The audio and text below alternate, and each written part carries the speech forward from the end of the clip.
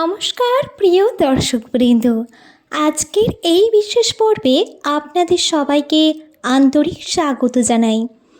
আজ আমরা এমন একটি গুরুত্বপূর্ণ বিষয় নিয়ে আলোচনা করতে চলেছি, যা বিশেষ করে তাদের জন্য অত্যন্ত তাৎপর্যপূর্ণ যাদের নাম ইংরেজি এস অক্ষর দিয়ে শুরু।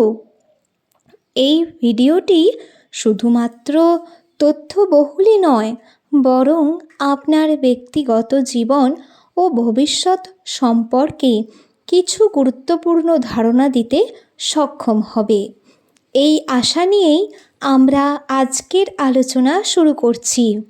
বন্ধুরা, আমরা প্রত্যেকেই আমাদের ভবিষ্যৎ নিয়ে চিন্তা করি, বিশেষ করে বিবাহিত জীবন, যেখানে একজন মানুষের জীবনের একটি বড় অংশ কেটে যায় তার জীবন সঙ্গীর সঙ্গে।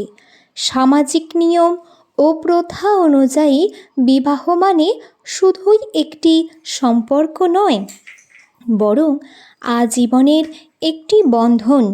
তাই স্বাভাবিকভাবেই প্রশ্ন ওঠে, আমাদের জীবন সঙ্গী কেমন হবেন?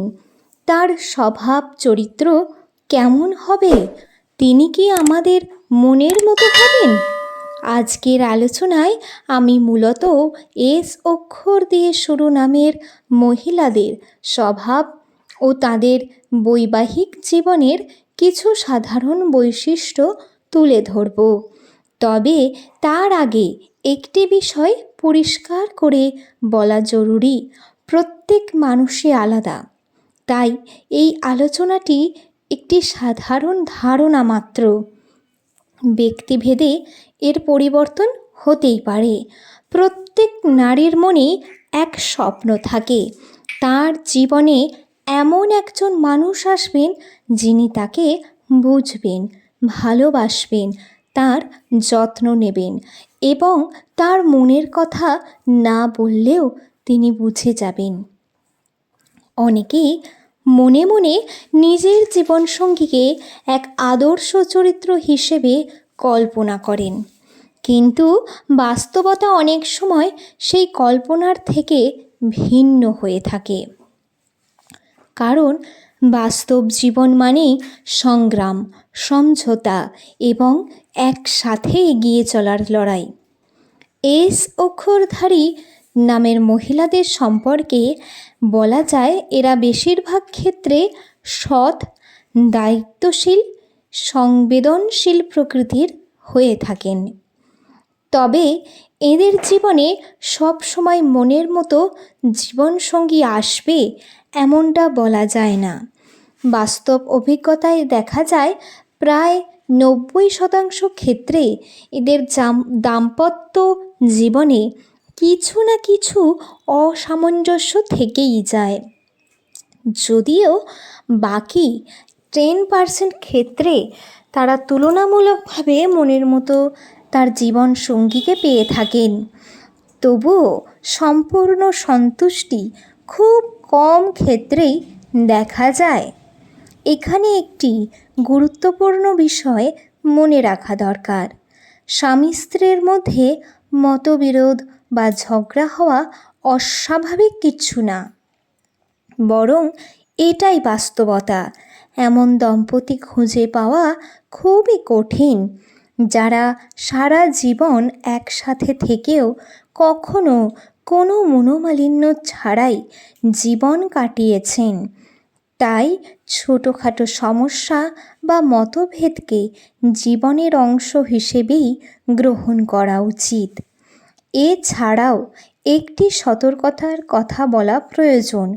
অনেক সময় দেখা যায় এস অক্ষরের সঙ্গে এ বা এম অক্ষর দিয়ে শুরু নামের ব্যক্তিদের সম্পর্ক কখনো দীর্ঘস্থায়ী হয় না। তাই এই ধরনের সম্পর্কগুলোর ক্ষেত্রে একটু সচেতন থাকা ভালো। তবে এটিও একটি সাধারণ পর্যবেক্ষণ মাত্র। সব ক্ষেত্রে এটি প্রযোজ্য বলে যে গণ্য হবে তা কিন্তু নয়। অর্থনৈতিক দিক থেকেও অনেক নারী চান যে তাদের স্বামী ভালো উপার্জন করুন এবং তাদের জীবনের ইচ্ছাগুলো, চাহিদাগুলো পূরণ করুক।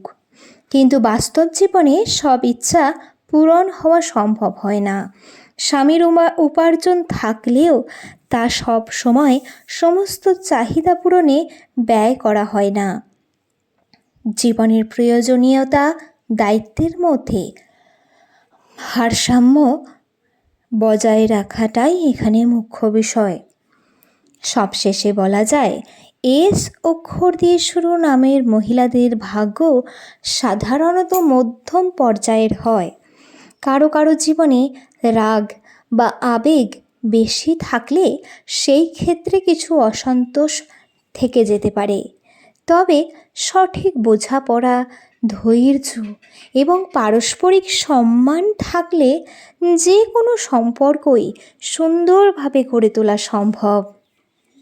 বন্ধুরা, কিছুটা মেনে নিয়ে, কিছুটা মানিয়ে অবশ্যই দু তরফের পক্ষ থেকে, আমি শুধু মেয়েদের কথাই বলছি না যে শুধু মেয়েরাই মানিয়ে নেবে, সব কিছু মেনে নিয়ে মুখ বুজে চুপচাপ পড়ে থাকবে, এমনটা কিন্তু নয়। আমি ছেলে মেয়ে উভয়ের পক্ষকেই বলছি যে দুটো আলাদা মানুষ সম্পূর্ণ। তা ছোট থেকে অন্য জায়গায়, দু রকমের জায়গায়, দুটো পরিবেশে দুজনা বড় হয়েছে। অবশ্যই তাদের মধ্যে অনেক কিছুর অমিল থাকবে, এটাই স্বাভাবিক। তাদের মতের মিল হবে না অনেক ক্ষেত্রে, দুজনেই সমান খাবার খেতে ভালোবাসবেন না, এই সব টুকিটাকি বিষয় তো থাকবেই যেগুলো মিলবে না, কিন্তু অনেক বিষয় মিলেও যাবে। তা বন্ধুরা, যে জিনিসে মতের অমিল হবে সেসব ক্ষেত্রে দুজনের পক্ষ থেকেই কিছুটাকে স্যাক্রিফাইস করতে হবে, দুজনকেই কিছু নিজেদের এগিয়ে এসে কিছুটা মেনে নিয়ে মানিয়ে নিয়ে চলতে হবে। এইটুকুনি করতে পারলেই কিন্তু সারাটা জীবন একসঙ্গে হেসে খেলে আনন্দে কাটিয়ে দেওয়া যায়। আর যাদের সন্তান সন্ততি রয়েছে তাদের প্রত্যেককে বলছি, সব বাবা মা, মহিলা পুরুষ সবাইকে বলছি, সবাইকেই কিন্তু নিজেদের সন্তানের মুখের দিকে চেয়ে সব কিছু মেনে নিয়ে নিজেদের জীবনটাকে এগিয়ে নিয়ে যেতে হবে, সেই চিন্তা করতে হবে। তা নইলে নিজেদের জীবন তো শেষ হবেই, তার সঙ্গে সঙ্গে সেই বাচ্চা বা সেই সন্তানটির ওপরে কিন্তু মানসিক চাপ পড়বে। সে কীরকমভাবে বড় হবে, তা সে কী শিক্ষায় বড় হবে, সে তো যে কোনো একজনকে পাবে, দুজনের ভালোবাসা থেকে বঞ্চিত হবে, তাই না?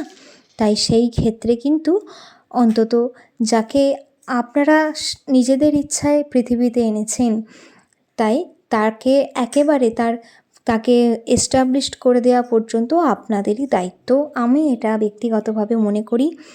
যাই হোক বন্ধুরা, আজকের এই আলোচনায় আমি বিষয়টির একটি অংশ তুলে ধরতে পেরেছি।